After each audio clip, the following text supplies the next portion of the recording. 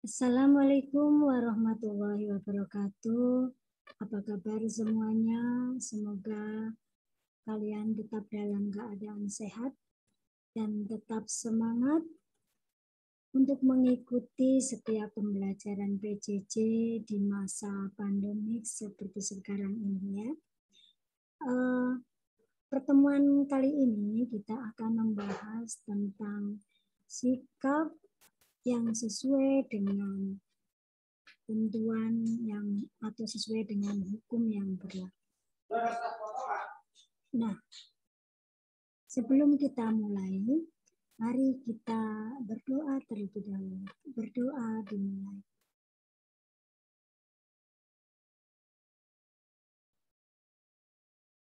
Doa selesai.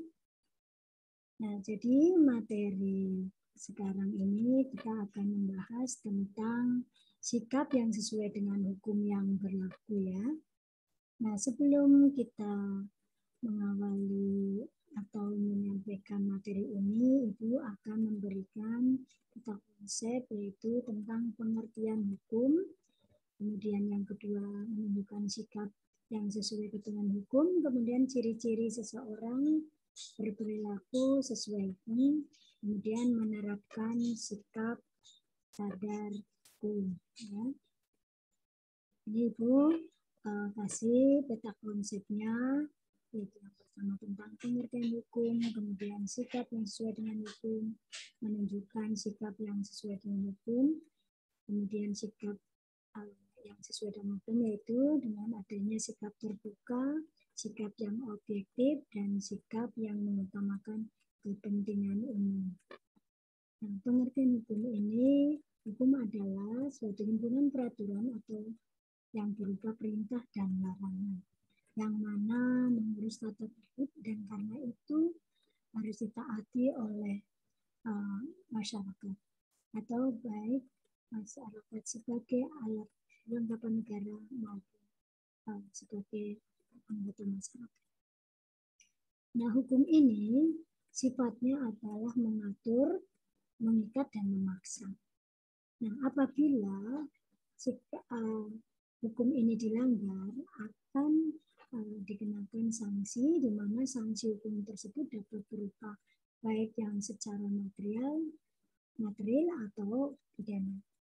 Nah, di dalam pelanggaran hukum ini, jadi semua yang tidak sesuai dengan hukum itu disebut pelanggaran. Jadi pelanggaran atau pelanggaran hukum ini ada yaitu yang termasuk jenis pidana dan jenis pelanggaran yaitu pelanggaran ringan atau denda. Ya. Jadi tujuan daripada hukum ini adalah untuk menjaga ketertiban masyarakat. Ya. Nah, kemudian bagaimana menunjukkan sikap yang sesuai dengan ketentuan hukum itu?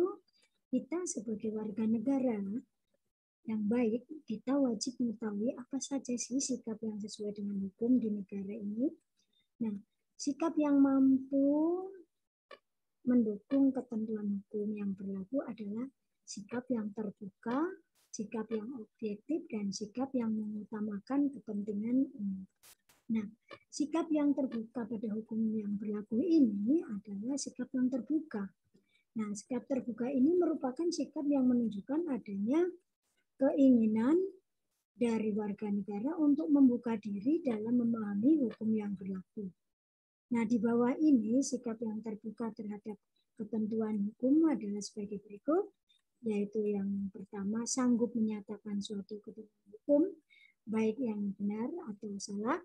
Yang kedua, mau menyatakan apa adanya, benar atau salah.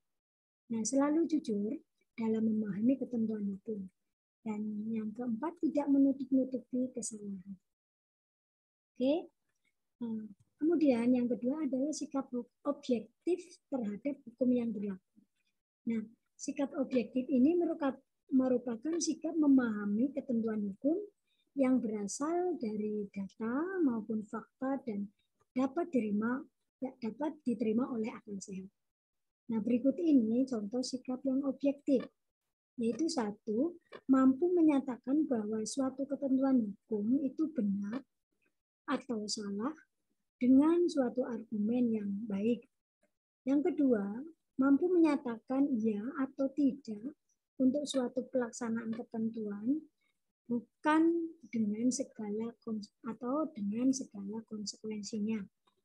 Ya. Yang ketiga, mampu memberi penjelasan secara netral dan dapat diterima oleh akal sehat bahwa suatu pelaksanaan ketentuan hukum itu adalah benar atau mungkin juga salah. Ya. Jadi yang ketiga adalah sikap yang mengutamakan kepentingan umum. Nah, sikap mengutamakan kepentingan umum ini merupakan sikap menghargai atau menghormati orang lain yang lebih membutuhkan dalam kurun waktu tertentu. Nah, untuk sesuatu yang lebih, yaitu untuk sesuatu yang lebih besar manfaatnya.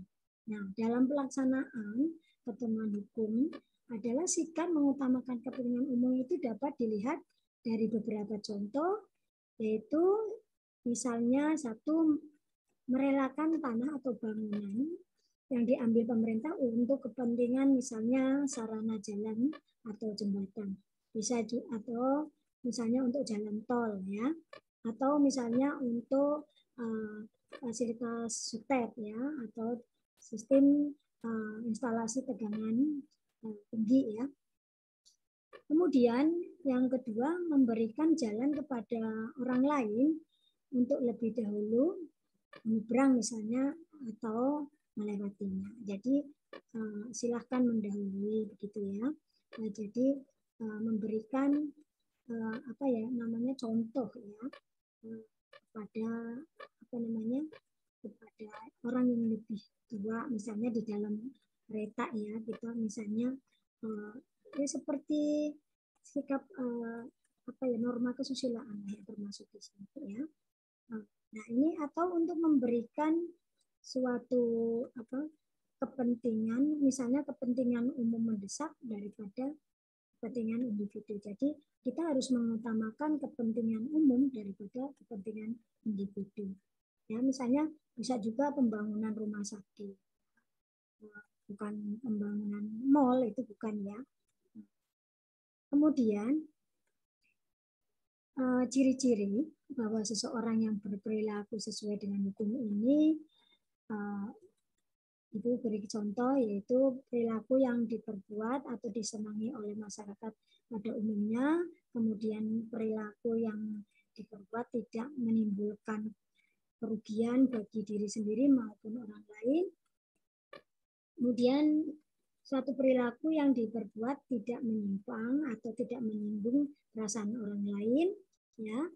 Kemudian perilaku yang diperbuat atau menciptakan keselarasan. Nah, kemudian contoh lagi yaitu perilaku yang diperbuat tapi mencerminkan sikap sadar hukum, ya. Nah, kemudian perilaku yang diperbuat mencerminkan sikap patuh terhadap hukum banyak sekali. Nah, misalnya di dalam kita berkendaraan atau tidak melanggar aturan lalu lintas ya.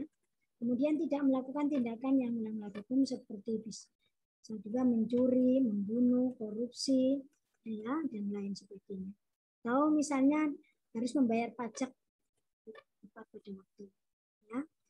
Itu contoh-contoh, kalian pasti bisa memberikan contoh-contoh yang lain. Ya.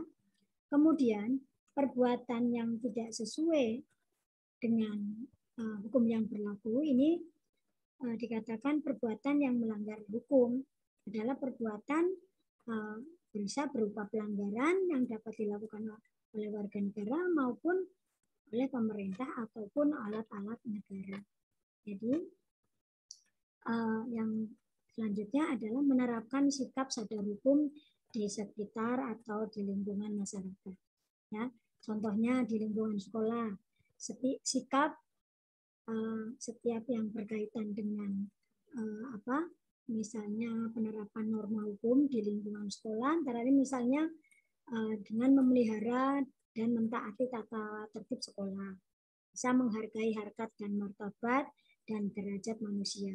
Jadi di sekolah itu tidak boleh atau kita tidak boleh membeda-bedakan kita dilihat dari apa misalnya kekurangan seorang, melihat kekurangan itu tidak boleh ya. Kemudian menjaga tutur kata agar tidak menyinggung perasaan orang lain. Kemudian kita sikap toleransi yaitu saling menghormati antara pemeluk agama, walaupun terutama yang berbeda agama dengan kita. Kemudian di lingkungan masyarakat misalnya, yaitu sikap yang berkaitan dengan penerapan nilai dan norma di lingkungan masyarakat. Ya, misalnya sebagai berikut, yaitu misalnya hidup sederhana dan mengutamakan kemajuan kebersamaan. Ya, kemudian saling menghormati, tolong menolong, dan bergotong royong. Kemudian mengutamakan kepentingan masyarakat juga. Ya, itulah sikap-sikap yang harus kita terapkan baik di lingkungan sekolah maupun di lingkungan. Nah, nantinya apabila kita sikap kita tidak sesuai dengan hukum yang berlaku, maka kita bisa dikatakan dengan pelanggaran, bisa dikatakan dengan kejahatan. Nah, baik kejahatan kemanusiaan maupun kejahatan terhadap kejahatan ringan. Ya. Demikianlah materi kali ini, semoga bermanfaat. Dan sebelum Ibu akhiri, jangan lupa tetap jaga protokol kesehatan, selalu menggunakan masker, jaga jarak, dan selalu mencuci tangan. Itu ya. Semoga materi ini dapat bermanfaat. Ibu akhiri, wabillahi taufiq wal hidayah. Wassalamualaikum warahmatullahi wabarakatuh.